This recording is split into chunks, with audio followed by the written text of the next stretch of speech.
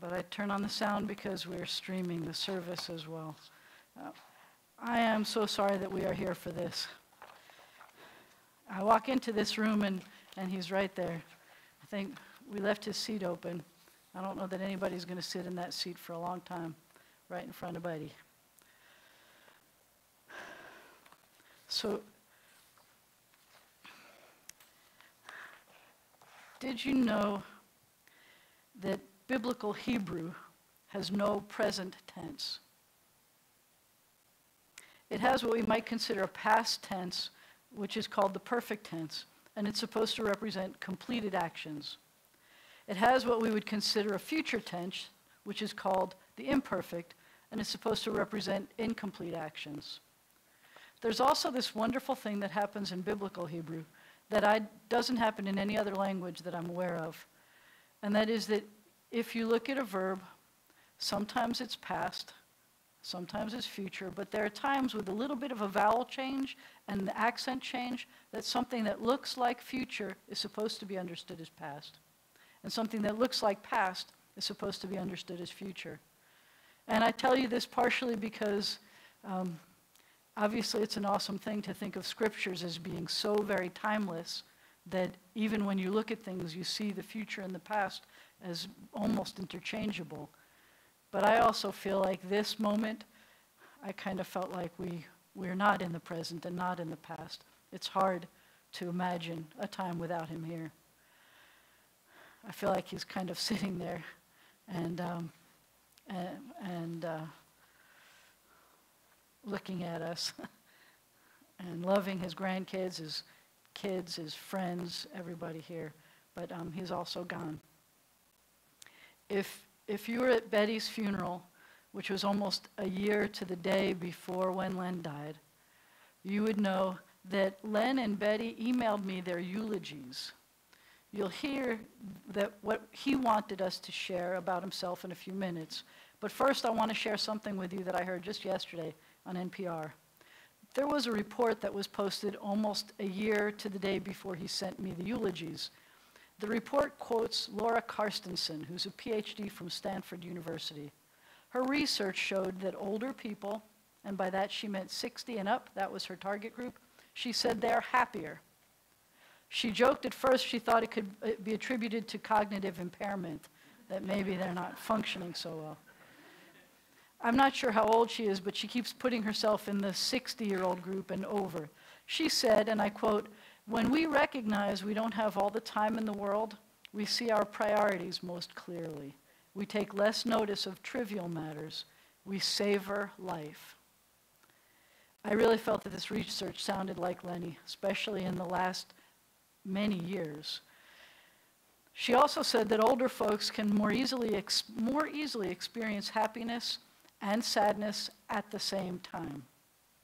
It's like when you're happy, but you have sad tears dripping out of your eyes anyway. Like when we remember Len. You can be happy for having known him, and we can have happy memories of time spent with him and of things he said, but we've reached an age where we can be happy and still have those tears drip down anyway. She said it was an ability to recognize what she called poignant moments. So let us share some poignant memories and inspirations about Len. We'll keep things poignant because we're not allowed to grieve. He was, I like to say, kind of a traditionally untraditional guy.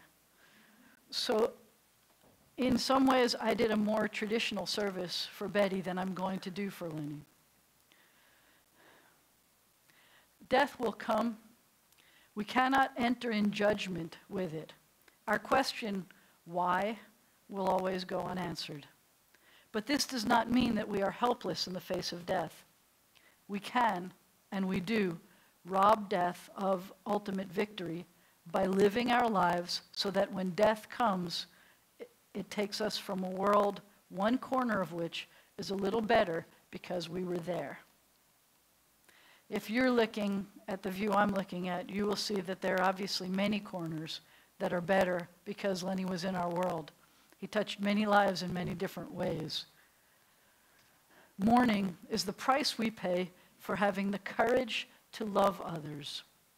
Even in grief, and I know I'm not allowed to use that word, we know that the wonder of human life is too complex and too magnificent to be memorialized in endless pain.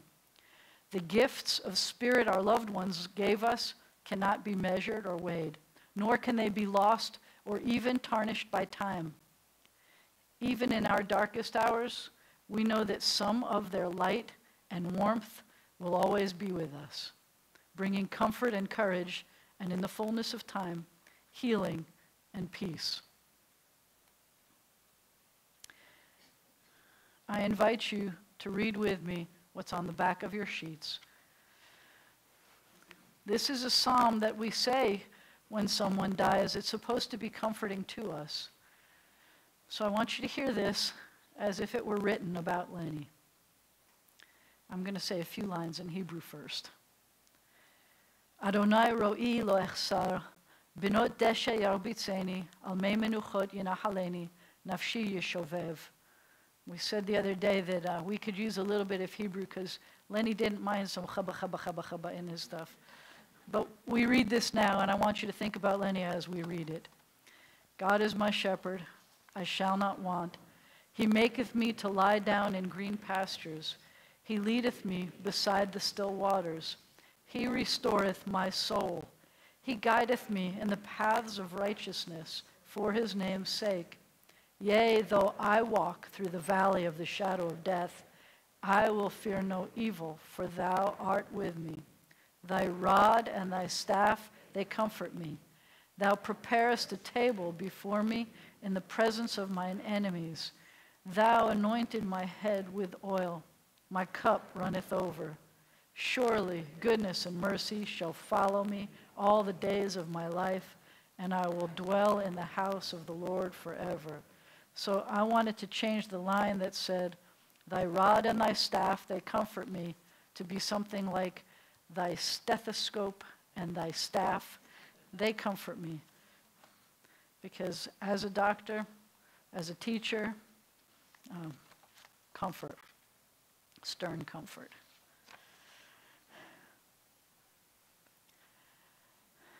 So this, I'm going to read this exactly the way I got the email from him. So first of all, I want you to notice that it was an email because he was that kind of tech savvy. So he says, Dear Jana, I'm writing this, and by the way, so Jana, he and I had a never-ending banter about what we're supposed to call each other, because I wanted to call him Dr. Goldman or Dr. Len, and he said, no, just call me Len, just call me Lenny, and he would say, Jana, and he would enunciate the Jana, or Rabbi, and it was never-ending. Every single time we'd see each other, we would call each other something else, and usually we had to, like, one or two versions of what we said. But in this letter, he says, Dear Jana, I'm writing this using my new dragon speech recognition program. How cool was he? He says, please excuse any mistakes due to this novelty. Any discussion of eulogies may appear macabre, but at my age, it seems appropriate. I feel that eulogies should be short, concise, and totally honest. For these reasons, I would hope that in writing mine, you would adhere to the following. Please emphasize that I had a great life. I've enjoyed good health, a wonderful family, and most satisfying professional career with an exclamation point. He got Dragon Naturally Speaking to do an exclamation point. I'm just saying. I would ask that you emphasize only these points and avoid flowery commentary. I don't know if that biblical Hebrew thing counted as flowery. I hope not. My wife, Betty, has been a rock in my life. She has truly been the wind beneath my wings. She's been my friend, constant companion, the mother of my children, and my constant inspiration, with another exclamation point. Both my children have been the source of great pride and have their families, and as have their families. My health has always been great, and for this I feel blessed. Finally, my profession has provided me with great satisfaction.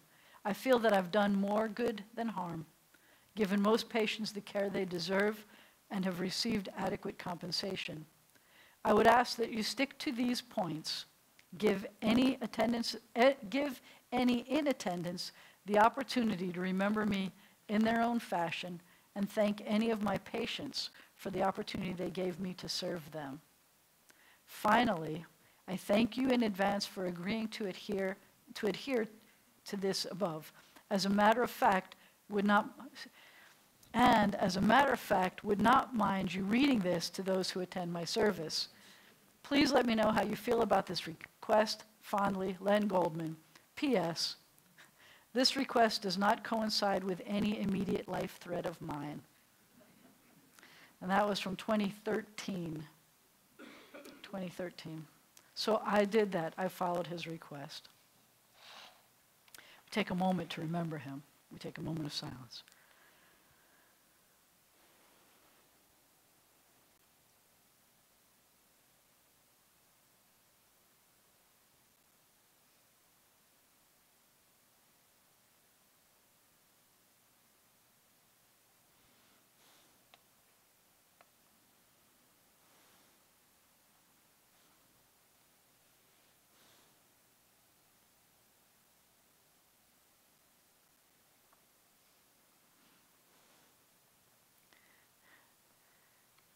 Last few years, I think that the comment that he made most often was, "It's all good, Rabbi, it's all good."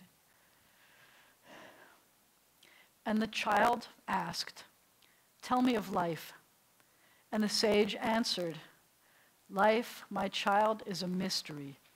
We do not ask to be born, nor do we even understand the meaning of birth or creation. We grow and we experience life's pleasures and pains. We love, and slowly, oh so slowly, we come to realize that we have become, that we are. At that moment, we humble ourselves before the mystery of life and quietly say, 'Though I knew not, I have been granted the most precious gift of all, the gift of life.' And the child asked, 'Tell me of death.' And the sage answered, 'Death, my child, is a mystery. It's the inevitable return of the gift of life, the gift which came free to us. We live as the trustee of that mysterious being, of that unexplainable becoming. Yes, you and I are but the trustees of life. We nurture it. We delight in it. We give it to others. And at the appointed time, we sadly, yet with pride, return it from whence it came. The beauty, my child, is that we are. What we have become remains long after the gift has been returned. It remains as a precious keepsake with our loved ones who live on."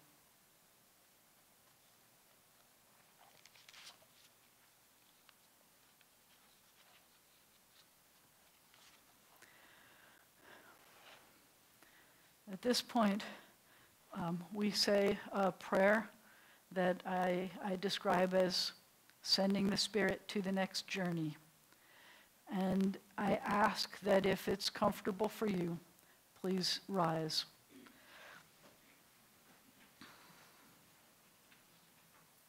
I will read this first in Hebrew, and then I will read a translation.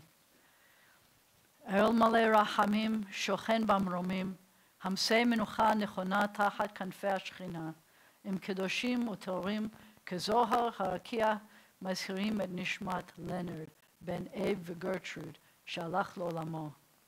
בעל הרחמים, יסתירהו בסתר כנפיו לעולמים, ויצרור בצרור החיים את נשמתו. אדוני הוא נחלתו, וינוח בשלום על משכבו, ונאמר Amen. May the source of life, the fountain of all being, open our hearts to compassion and our eyes to wisdom, that we might glimpse in perfect peace and sadness the way of all things. May Leonard's memory be for us a blessing, and may we never let the light of his love grow dim in our hearts. May we remember all his worthy and righteous deeds, that memory may be forever bound up in the bond of life.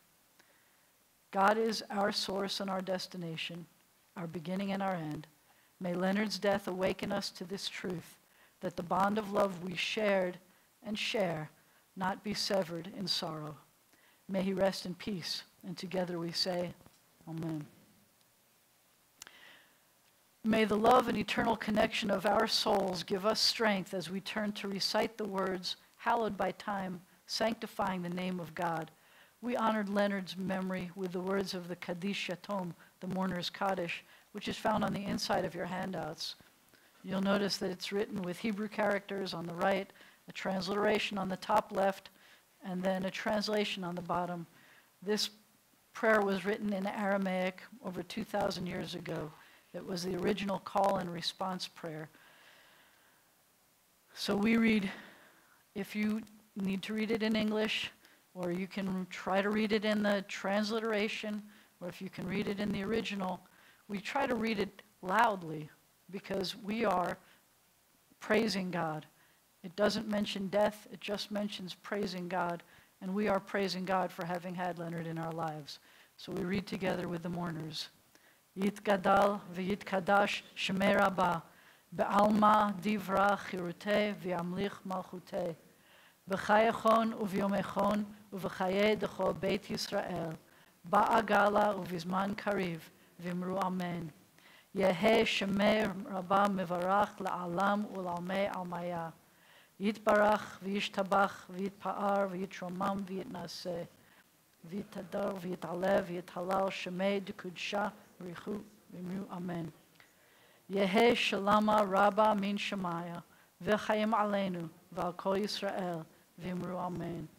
Oseh shalom b'mromav, hu ya'aseh shalom, aleinu v'al kol Yisrael, v'imru amen.